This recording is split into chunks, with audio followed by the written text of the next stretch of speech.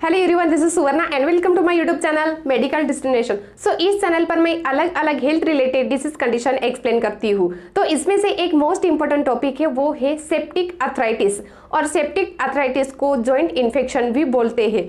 तो अभी हम लोग डिस्कस करने वाले हैं कि सेप्टिक आर्थराइटिस के कॉजेस क्या है, कॉजेस यानी कि कारण क्या है, देन इसके सिम्टम्स क्या है, सिम्टम्स यानी कि लक्षण क्या है, डॉक्टर क्या इन्वेस्टिगेशन एडवाइस करते हैं, क्या ट्रीटमेंट एडवाइस करते हैं, इसकी पूरी जानकारी आज मैं इस वीडियो में देने वाली हूँ। तो ये वीडियो एंड तक जरूर देखना। सेप्टिक आर्थराइटिस में हमारे जो जॉइंट है, तो ये जॉइंट इन्फ्लामेड हो जाते हैं, यानी कि स्वेलिंग हो जाती है। सम बैक्टीरियल इन्फेक्शन के वजह से हमारे जॉइंट को इन्फेक्शन हो जाता है। और ये septic arthritis most of the हमारे जो लार्ज जॉइंट है, यानी कि जो बड़े जॉइंट है, लाइक नी जॉइंट है, हिप जॉइंट है, यहाँ पे ये सेप्टिक आर्थराइटिस दिखने के लिए मिलता है। और जो मल्टीपल जॉइंट है, यहाँ पे ये सेप्टिक आर्थराइटिस यानी कि जॉइंट इन्फेक्शन कम होने का चांसेस रहता है। तो अभी हम लोग डिस्कस करने वाले हैं कि ये सेप्टिक आर्थराइटिस के मेन कॉजेस क्या है, कॉजेस यानी कि कारण क्या है। तो इसमें फर्स्ट है बैक्टीरियल इन्फेक्शन। बैक्टीरियल इन्फेक्शन के वजह से हम लोगों को सेप्टिक आर्थराइटिस होने का चांसेस रहता है।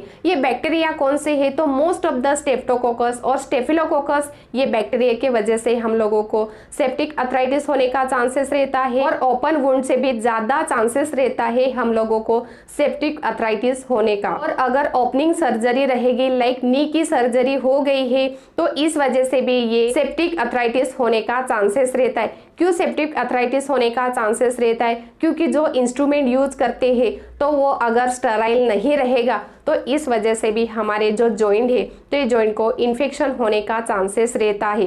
देन जिस पर्सन को हेपेटाइटिस ए बी सी रहेगा, तो वो पर्सन को भी ये सेप्टिक आर्थराइटिस होने का चांसेस रहता है। देन जिस पर्सन को मम की हिस्ट्री रहेगी, तो वो पर्सन को भी ये सेप्टिक आर्थराइटिस होने का चांसेस रहता है। अगर हमारी इम्यूनिटी पावर बहुत ही लो रहेगी, लाइक हम लोगों को कैंसर है या डायबिटिक मेलाइटस है, तो इस वजह से भी हम लोगों को ज्यादा चांसेस रहते हैं ये सेप्टिक आर्थराइटिस होने का। देन है एडेनोवायरस। एडेनोवायरस के वजह से भी हम लोगों को ये जॉइंट इन्फेक्शन होने का चांसेस रहता है। देन है अल्फावायरस, देन फ्लाविवायरस, इस वजह से भी हम लोगों को ये सेप्टिक आर्थराइटिस होने का चांसेस रहता है। तो ये थे सेप्टिक आर्थराइटिस के मेन कॉजेस यानी कि कारण। अभी हम लोग डिस्कस करने वाले हैं कि सेप्टिक आर्थराइटिस के सिम्टम्स क्या है, सिम्टम्स यानी कि लक्षण क्या है। तो इसमें फर्स्ट है सीवियर पेन। सीवियर पेन यानी कि बहुत दर्द होता है। जब भी हम लोग कुछ एक्टिविटी करेंगे, थोड़ा चलेंगे या थोड़ा सा काम करेंगे, तो हमारे जॉइंट को बहुत ही पेन होता है, यानी कि दर्द होता है। एंड सेकेंड है जॉइंट स्वेलिंग। हमारे जो जॉइंट है, तो ये जॉइंट में सूजन होती है। क्यों सूजन होती है? क्योंकि एक्स्ट्रा फ्लूइड जमा होता है हमारे जॉइंट में, इस वजह से हमारे जॉइंट को स्वेलिंग भी आती है। देन इन्फेक्शन के वजह से हम लोगों को फीवर आता है। फीवर यानी कि बुखार आता है, और समटाइम बहुत ही ठंड लगती है, और ये लोग बहुत वीक रहते हैं, कुछ खाने का मन भी नहीं होता है। देन जिस पर्सन को सेप्टिक आर्थराइटिस रहेगा, तो वो पर्सन अच्छे से मूव नहीं कर पाता है, यानी कि अच्छे से एक्टिविटी नहीं कर पाता है। और हमारे जो जॉइंट है, तो ये जॉइंट रेड कलर के दिखते हैं। और जब भी हम लोग कुछ टच करते हैं तो बहुत वार्म रहते हैं, वार्म यानी कि गर्म रहते हैं। क्यों हमारे जॉइंट रेड रहते हैं? क्योंकि वो पार्ट को ज्यादा ब्लड फ्लो होता है, इस वजह से हमारे जो जॉइंट है, तो ये जॉइंट रेड कलर के होते हैं। देन लास्ट है हमारे जॉइंट स्टिफनेस हो जाते हैं। तो ये थे सेप्टिक आर्थराइटिस के सिम्टम्स यानी कि लक्षण। अगर आपको इसमें से कौन सा भी लक्षण दिखाई देता है, तो इमीडिएटली डॉक्टर के पास जाके दिखाना बहुत जरूरी है। अभी हम लोग डिस्कस करेंगे कि डॉक्टर क्या इन्वेस्टिगेशन एडवाइस करते हैं। तो according to patient symptoms wise वो पेशेंट को डॉक्टर इन्वेस्टिगेशन एडवाइस करते हैं। फर्स्ट तो फिजिकल एग्जामिनेशन करते हैं। पेशेंट अच्छे से मूव नहीं करता है और कंप्लेंट करता है कि बहुत जॉइंट पेन होता है, तो डॉक्टर फिजिकल एग्जामिनेशन चेक करते हैं, एक्सरे एडवाइस करते।